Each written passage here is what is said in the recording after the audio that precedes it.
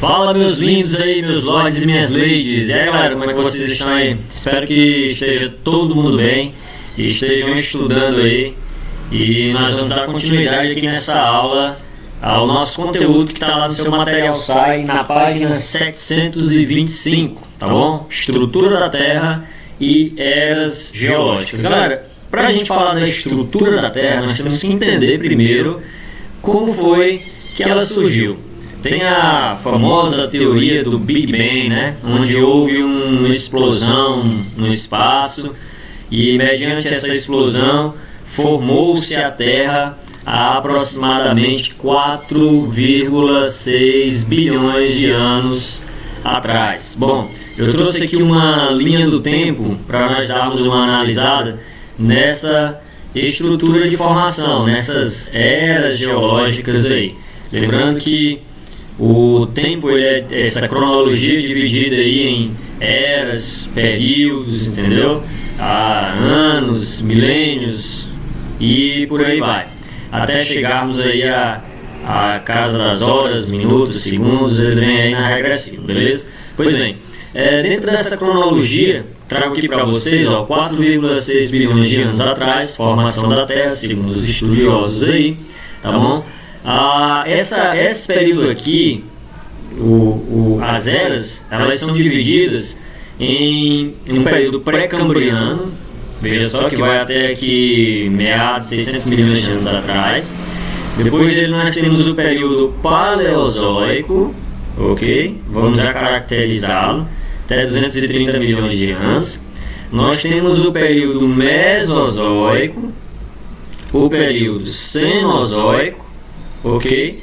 E o período em que nós estamos hoje, que nós chamamos de quaternário, né? Cenozoico quaternário, que nós temos aí subdividido em dois períodos.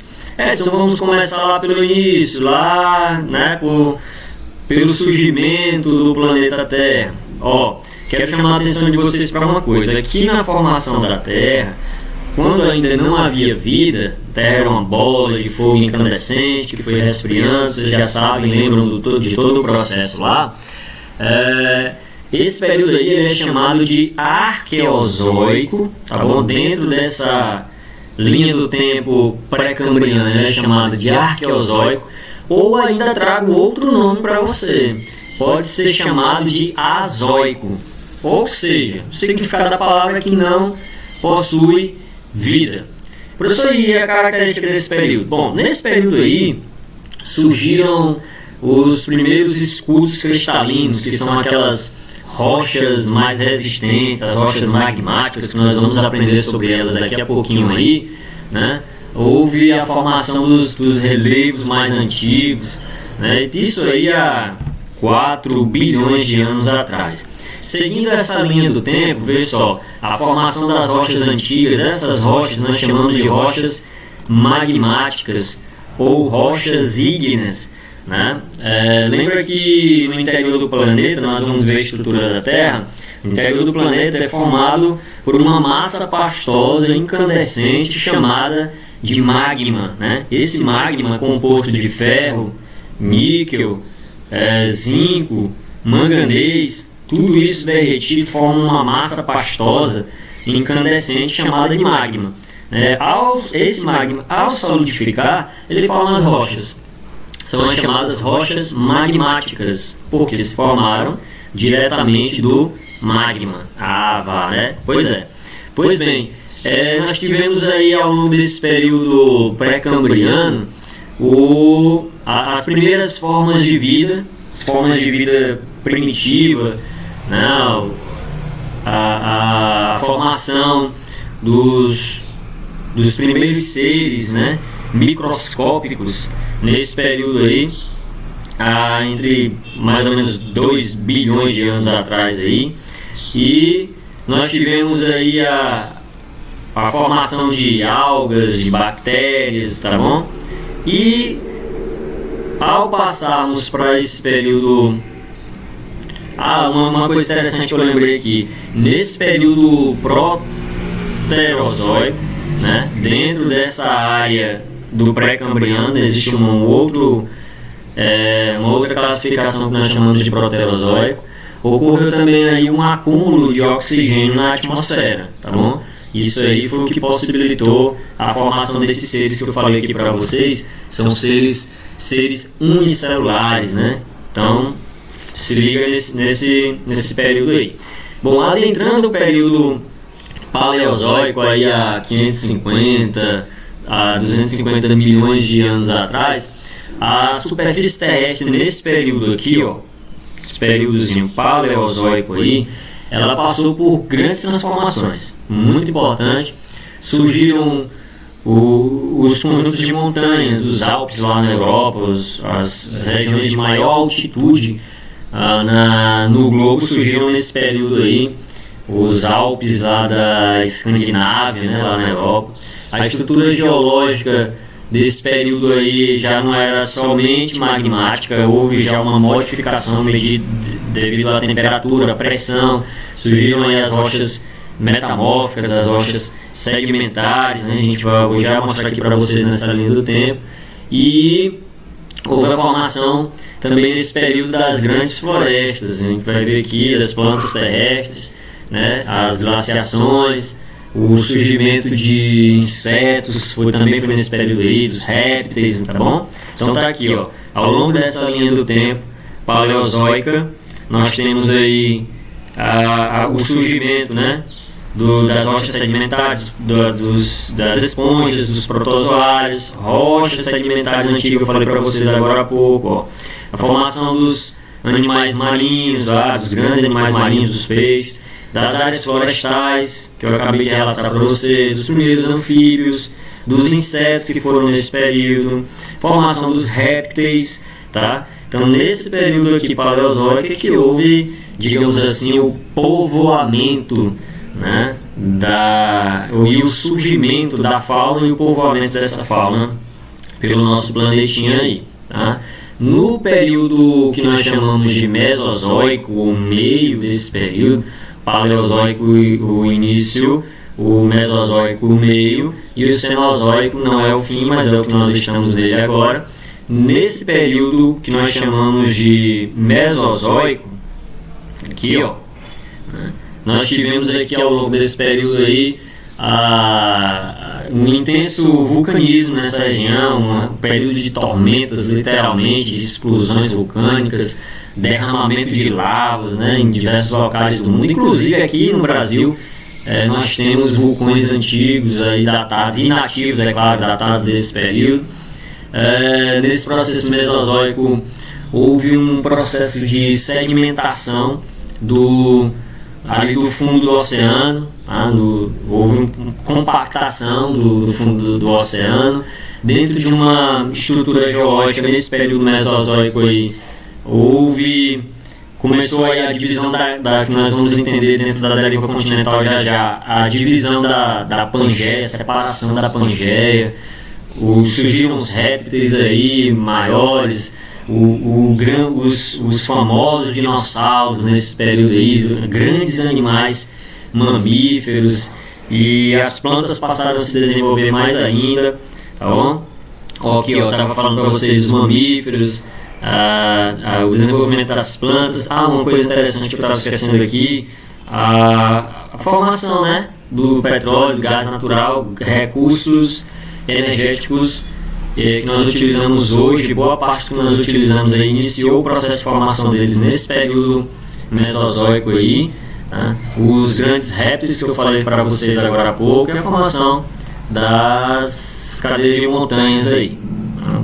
Começou a movimentação das placas tectônicas da deriva continental, e aí houve a formação das cadeias de montanhas com um choque dessas placas tectônicas, a formação das fossas oceânicas com o separamento dessas placas. Bem interessante. Bom, o último período cenozoico, ele é subdividido em duas partes, em duas etapas, né? Trouxe aqui de forma bem simples para vocês. O período cenozoico, que é o período terciário, e o período que nós chamamos de quaternário. Terciário e o período quaternário. Esse período terciário, ele é caracterizado por uma intensa movimentação da crosta terrestre, né? houve a formalização, o surgimento de fato dos dobramentos modernos, choque das placas tectônicas, formação das altas cadeias de montanhas. Por exemplo, aqui no sul, lá os Andes, né, formaram nesse período, surgiram aves nesse período aí, além dos primatas, né? E aqui no último período a qual nós estamos, pessoal, aqui é você, ó. Não colocaram a roupa, mas não tem nudez. Eu não sei como é que é isso, mas tá aí. Aqui somos nós, nesse período aqui, no período do Cenozoico quaternário. Esse período aí, cerca de 1 milhão de anos, perdura até os dias de hoje. Ocorreram glaciações nesse período aqui que foram importantes. O surgimento do homem, entendeu? E a formação dos continentes, né? A configuração, na verdade, dos continentes que nós temos hoje ocorreram nesse período, tá bom? Então foca aí direitinho, período pré-cambriano, paleozoico, mesozoico e cenozoico, sendo que o cenozoico subdivide-se em terciário e quaternário, ok? Bom, bola pra frente. Tá aí a composição do planeta Terra. Nós temos algumas camadas, né? Alguns professores costumavam fazer uma conjectura entre o planeta Terra e um ovo cozido, por exemplo, em camadas como de uma cebola, e de fato é semelhante.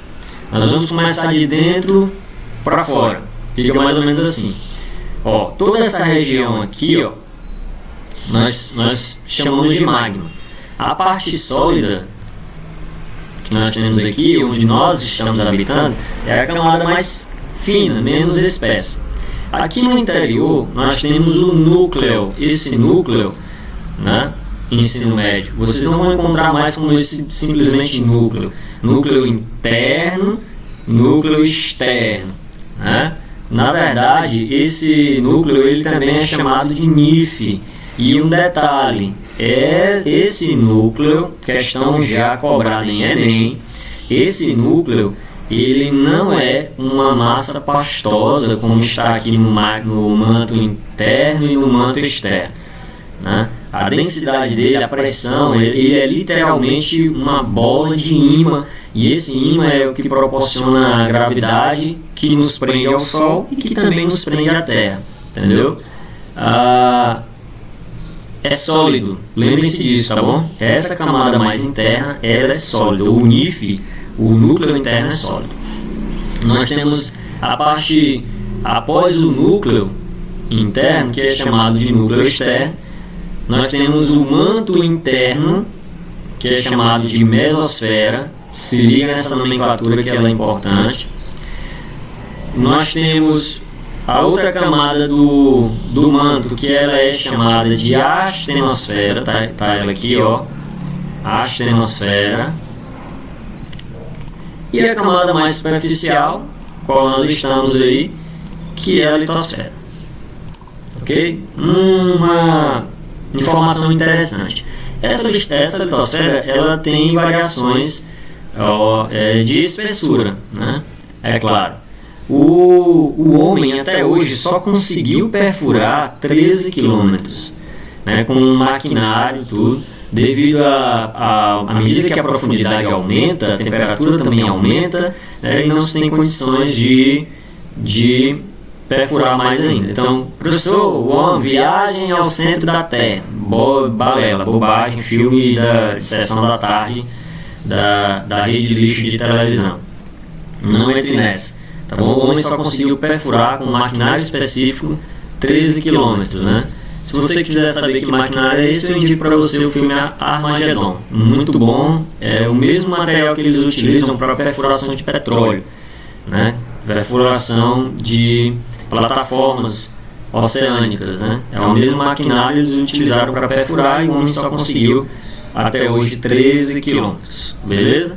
Então, chama atenção para você, principalmente, vocês já aprenderam lá no ensino fundamental, crosta, manto superior, manto inferior, núcleo externo, núcleo interno, isso aí vocês já sabem.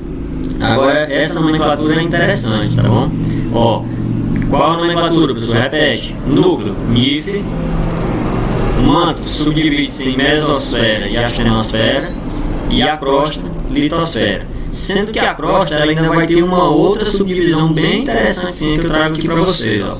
A parte mais interna, que tem contato direto com o manto, né? Que é, por que há essa variação de nomenclatura? Devido à densidade dessas camadas, tá bom? Camadas mais densas e menos densas, maior pressão e menor pressão, tá bom? Quanto mais interno, maior pressão, camada mais densa. Quanto mais externo, menor pressão, camada menos densa, tá bom? E aí, à medida que há uma variação nessa densidade, nessa questão da pressão, modifica-se também o nome, a nomenclatura dessas camadas, tá bom? E aqui na litosfera a gente tem a parte mais interna, que é o cima, e a parte mais externa, que é o cial, ok? Anota isso aí, coloca no cantinho do livro aí, que eu acho que no seu material não tem essa classificação separadinha dessa forma aí, beleza? Bora pra frente. Bom, ocorreu então a teoria da deriva continental. Essa teoria aí, ela surgiu há muito tempo, com um cidadão chamado Wegener, né? E esse indivíduo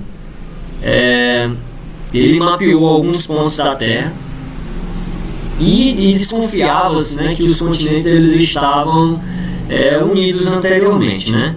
Aí um outro meliante chamado Francis Bacon, lá no século XVII, ele sugeriu, né, que a costa leste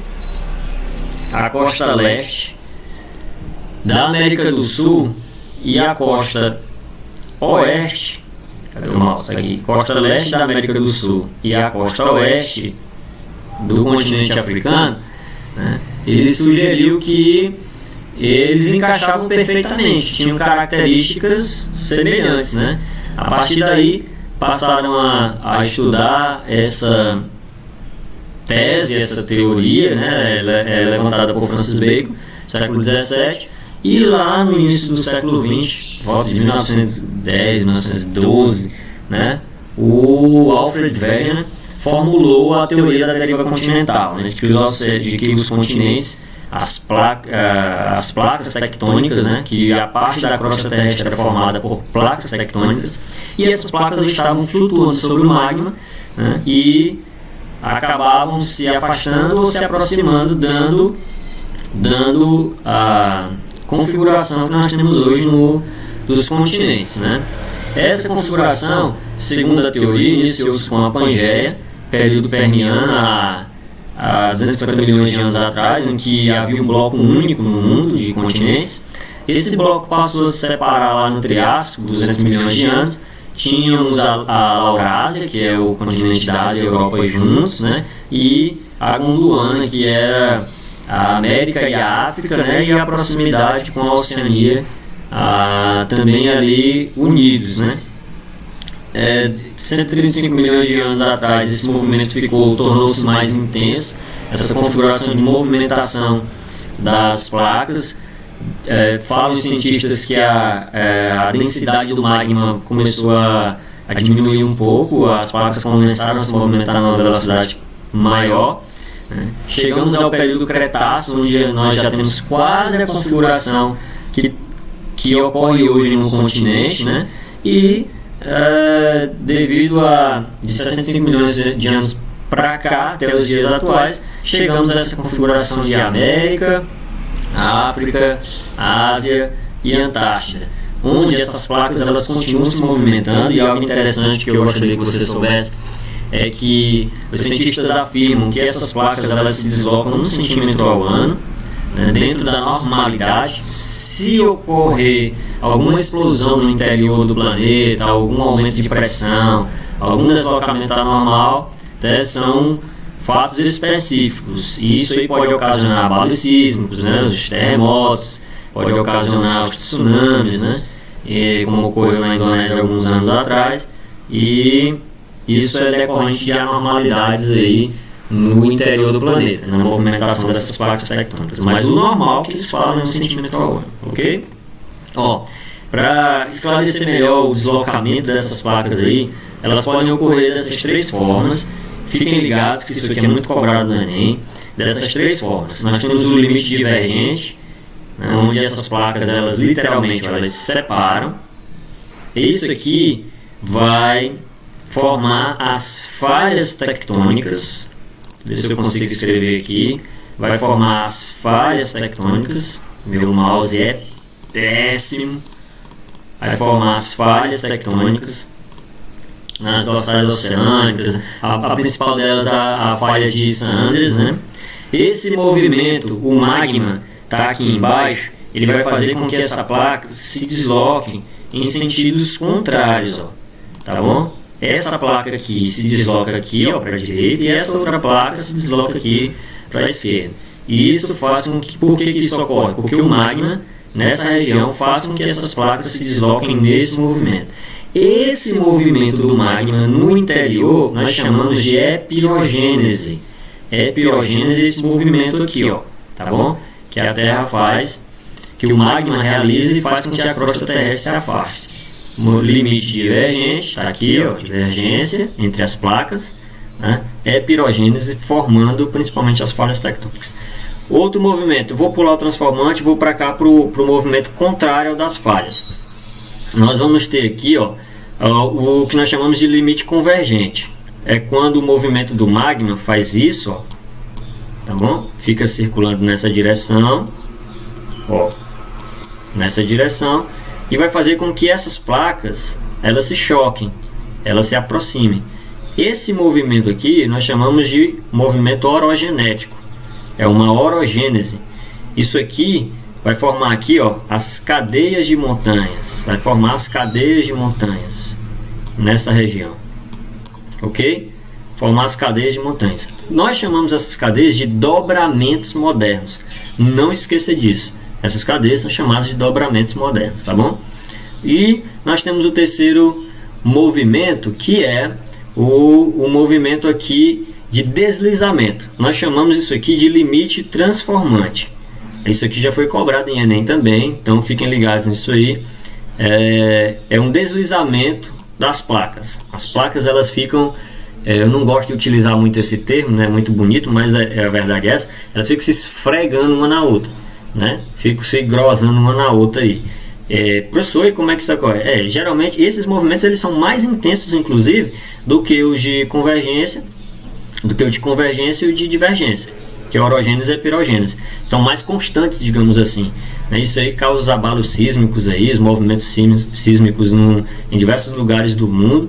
Aí ocorre até um fenômeno de subducção, que é quando essas placas, elas se intensificam o movimento e elas geram um sistema sísmico, né, uns abalos sísmicos, né, e aí acabam influenciando toda essa área, tá bom?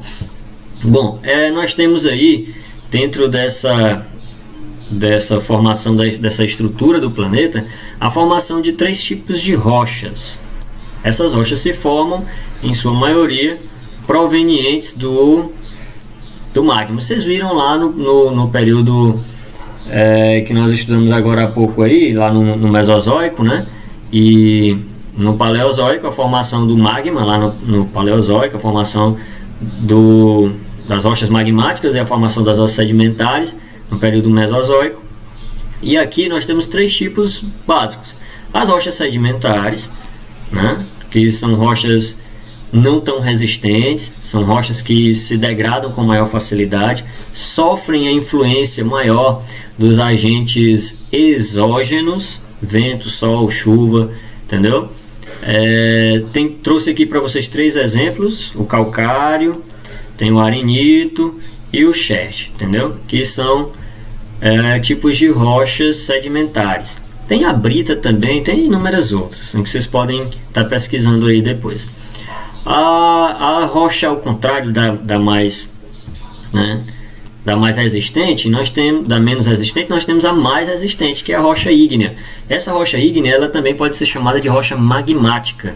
Exemplo, professor, o granitozão aí que você tem aí na sua casa, na mesa, na pia, ou coloca aí para ornamentar, extremamente resistente, né? Caríssimo por conta do seu processo de extração. Nós temos o basalto e a andesite, que é uma rocha que assemelha-se muito ao basalto, mas que ela é um pouco mais polida, ok? Nós temos as rochas metamórficas, que nós geralmente falamos que elas estão aí nesse meio do processo de transformação. Tem a ardósia. Aí no colégio vocês têm exemplo de rocha ardósia, entendeu? Dessa rocha metamórfica. Aí no pátio, né, onde tem ali a pracinha ali próximo daquela regiãozinha ali onde tem as mesas, onde vocês ficam ali sentadinhos ali no portão grande, aquela pedra que está lá, que chamam de pedra de piqui, né, pedra de castelo, são outros nomes que são dados a essa ardósia, é uma rocha metamórfica. Aí o mármore, tá bom? Não confundir que o mármore ele sofre reações de pressão diferentes, né? E o mármore é uma rocha metamórfica. Vou simplificar. Sedimentares. Comparem as mulheres, são assim mais delicadas, né? Se quebram mais facilmente, assim, entre aspas, né? Se derretem mais facilmente, né? As rochas ígneas são as mais resistentes, formadas estão ali nos escudos cristalinos, são rochas mais brutas, digamos assim, né? Se formaram diretamente do magma ali, são ali como os homens. E as metamórficas ainda não decidiram ainda o que são, sabe? É aquele pessoal assim com todo respeito, né, da diversidade de gênero, que não decidiu ainda o que é. Não sei se eu sou resistente, não sei se eu sou mais... Tá ali no meio do processo, entendeu? São rochas que estão no meio do processo de transformação. Acho que deu para compreender aí, né? Bom, como é que dá esse processo de transformação? Trouxe aqui de forma bem rápida para vocês. As rochas ígneas, que são as formadas lá pela solidificação do magma, as mais resistentes, né? Elas sofrem atuação de agentes endógenos, né? Movimentação ali, o vulcanismo, tectonismo e tal. Então, quando elas ocorrem, quando elas sofrem um processo de intemperismo físico, químico ou biológico, processo de sedimentação, processo de transporte, elas se desgastam e podem vir a formar as rochas sedimentares, certo? Quando elas sofrem um processo de metamorfismo, que é um processo de pressão, né? Quando há um processo de pressão maior sobre essas rochas ígneas, elas formam as rochas metamórficas. Detalhe que eu esquecendo, as rochas ígneas, elas podem ser rochas intrusivas, ou podem ser rochas extrusivas. Me explica aí, Edson. Quando o magma se solidifica no interior do planeta, o magma não, por exemplo, como um vulcão em erupção. Quando o vulcão entra em erupção, aquele magma, aquele material pastoso, a lava, entra em contato com o oxigênio e vem para a parte externa, né? Esse magma se solidifica e vira rocha. Quando vira rocha, nós chamamos de rocha extrusiva, porque ele se solidificou aqui na parte de fora. Quando esse magma ele não chega a ter contato com a parte externa e solidifica ainda no interior do planeta, dentro da crosta, nós chamamos de rochas intrusivas, ok? Quando há uma modificação dessas rochas intrusivas, modificação de pressão, elas podem vir se formar, transformar-se na verdade em rochas metamórficas, tá bom? Quando eu falo em metamorfismo, é um processo de transformação, de metamorfose a partir da pressão que essas rochas sofrem. As rochas metamórficas em si, elas podem se tornar sedimentares também, mediante o mesmo processo das rochas ígneas: transporte, sedimentação e intemperismo físico, químico ou biológico. As rochas sedimentares, se elas sofrerem algum processo de pressão, elas podem se transformar também em rochas metamórficas, ok? E quando essas rochas metamórficas elas se fundem, elas podem se tornar rochas ígneas. Quando há um processo de aquecimento anormal, uma anormalidade numa dada região, essas rochas metamórficas elas podem se fundir e tornar-se rochas ígneas mediante a temperatura, um processo de fusão, ok? Bom, galera, encerra aqui a atividade do livro de vocês, livro Material SAI, páginas 731 a 735. Respondam essa atividade, vou agendar com vocês aí para a gente gabaritar, seja pelo WhatsApp ou pela sala de reunião, por uma live, não sei. A gente combina aí direitinho, beleza? E aí a gente vai gabaritar essa atividade. Mas respondam, ok? E dê uma estudada. Qualquer dúvida, estamos às ordens. Meus filhos, um abraço, fiquem com Deus e até a próxima. Valeu?